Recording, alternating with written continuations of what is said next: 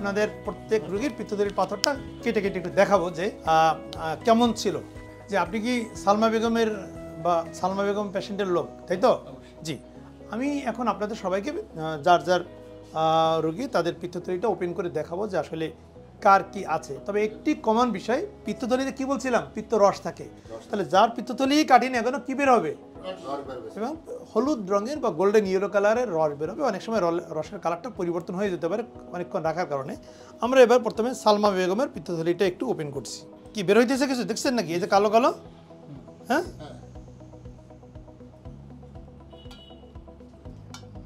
পাথরও আছে, বড় কিছু ছোট বড় বিভিন্ন ধরনের পাথর আছে, তাই তো? কিছু হলুদ কালারের, কিছু কালো কালারের। দেখেন আমরা সালমা বেগমের দেখলাম যে বেশ কিছু পাথর ছিল, তাই তো?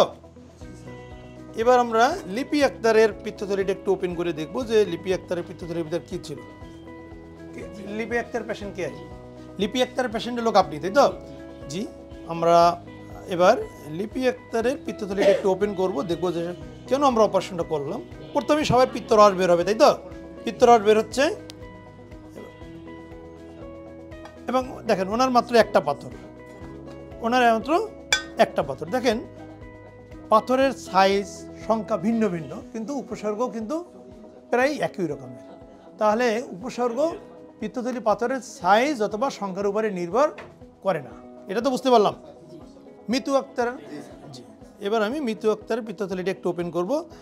মিতু আক্তারের বাবা হাজব্যান্ড এখানে আছে, তারা খুব ভয়ে ছিলেন অপারেশনটা কেমন হবে। উনি ওনার মেয়ে আমাকে বলছিলেন অপারেশনকে সে এতই ভয় পায় যে 2 বছর ধরে সিদ্ধ টাইপের খাবার খায়, হ্যাঁ, যাতে পাথর দিয়ে ব্যথা না হয়, কিন্তু অপারেশনকে ভয় পায়। আলহামদুলিল্লাহ কোনো না কোনো মাধ্যমে শুনতে পেয়েছেন যে আমাদের AMZ হেপাটোবিলিয়ারি সেন্টারে অত্যন্ত নিরাপদ ভাবে খুব চমৎকারভাবে অপারেশন করি। সেই সুবাদে ওনারা এখানে আসে এবং আমি আলহামদুলিল্লাহ অপারেশনটা অত্যন্ত সুন্দরভাবে শেষ করছি। শুধু ওনারটা না, সবার অপারেশন অনেক সুন্দর হয়েছে। ঠিক আছে, আমরা একটু মিতু আক্তার পিত্তথলিটা ওপেন করবো। পিত্তরসই বের হচ্ছে সবাই, তাই তো? এই যে একটাই স্টোন দেখছে, দেখেন এনার স্টোন একটা কালার, আবার লিপি আক্তারের স্টোন একটা, দেখেন কালার ভিন্ন ভিন্ন। তাহলে কালার ভিন্ন ভিন্ন হতে পারে, সংখ্যা ভিন্ন হতে পারে, সাইজ ভিন্ন ভিন্ন হতে পারে। এবার আমি ইসমাইলের পিত্তথলিটা ভিন্ন ধরনের, এটা নিয়ে আমরা খুব বেশি কিছু আর বলতে চাচ্ছি না। যিনি গতকাল বাংলাদেশে আসছেন বাহরাইন থেকে, ওখানে 7 দিন হসপিটালে ভর্তি ছিল। এখানে অনেক পুঁজ ছিল, পুঁজের বিশেষ অংশগুলো আমরা বের করে ফেলছি। এর ভিতরে ছোট ছোট অনেক স্টোন আছে। আলহামদুলিল্লাহ আমরা অপারেশনটা অনেক সুন্দরভাবে করতে পেরেছি। এটা অত্যন্ত জটিল একটা অপারেশন, অত্যন্ত জটিল অপারেশন, বিশেষ করে ইসমাইল সাহেবের।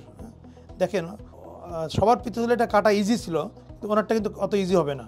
কী বের হইতেছে দেখেন, ওনার রসটা একটু ভিন্ন রকমের, এবং ওয়ালটা দেখেন অনেক মোটা হয়ে গেছে। ওয়ালটা দেখেন মোটা, সাধারণত একটা পিত্তথলির ওয়াল 2 মিলিমিটার থাকে, এটা প্রায় 7 to 8 মিলিমিটার হয়ে গেছে।